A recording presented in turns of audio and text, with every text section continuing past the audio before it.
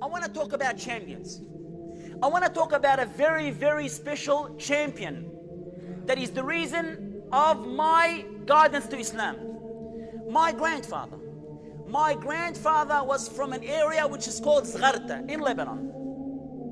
And subhanallah, part of the custom and tradition in Lebanon, they used to teach the children from a young age. They would want them to learn a certain trade. So his parents were who are Maronite Christians, the most strictest Christians in Lebanon. They've decided to send him to a tailor that sews clothing, but he was a Muslim. And this tailor, tabarakallah, he had the character of a Muslim. At that time, my grandfather was only 12 years old. And he was observing, as youngsters usually observe. And this man, every time someone would come, he'd speak about Islam. So at an age of 13, my grandfather, who was 13 years old, he came to his employer. He said, I want to embrace Islam. Even though he used to chant inside the church, he had a beautiful voice, my grandfather at that age. He used to have a good relationship with the priests. But when he saw this beautiful character and what he heard, he was overwhelmed. And he said to his employer, I want to embrace Islam.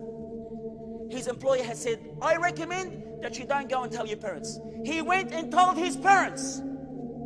13 years old. They said, he's young. He's reckless. He will grow out of this. So they let him go. After, when he reached the age of 15 years old, they brought him to the house. And mind you, they were very rich. They said to him, you have two choices. Leave Islam or leave the house. Nothing else. 15 years old, my dear respected champions, what are you sacrificing? A 15-year-old will turn around and say to his parents, I want Allah. He knew what Allahu Akbar means. He understood this, my dear respected brothers and sisters. He turned around and they threw him outside his house with only his clothing. He went to Brazil. Stayed there for 10 years. Came back to Lebanon. He went into a partnership with a Muslim. And this Muslim ripped him off. أفحسب الناس أن يتركوا أن يقولوا آمنا وهم لا يفتنون. Do people think that they'll be created and they will not be tested? You think you're going to be left alone? Of course you're going to be tested. This is life. Life is a trial. So he was tested. Everything that he saved over a 10-year period, this Muslim person ripped him off. His parents found out that this Muslim has ripped him off. And they said to him, listen, we've heard that you have lost everything. We're willing to compensate you. One condition, leave Islam. Very simple. Look at this champion, my dear respected brothers.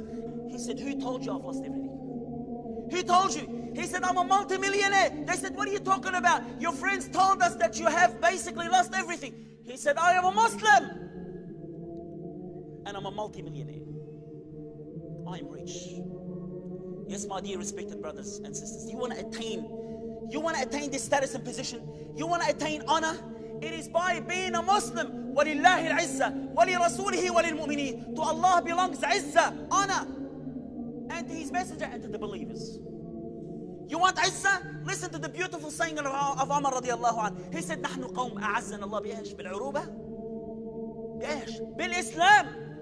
I love the saying of Umar, and I want it to be engraved in your heart. He said, we are people that Islam has given us honor.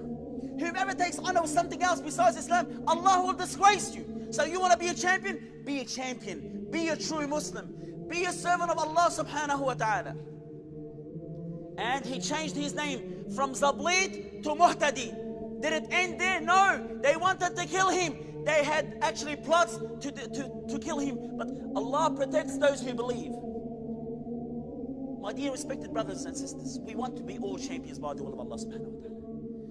The way to attain that is to be a servant of Allah subhanahu wa ta'ala.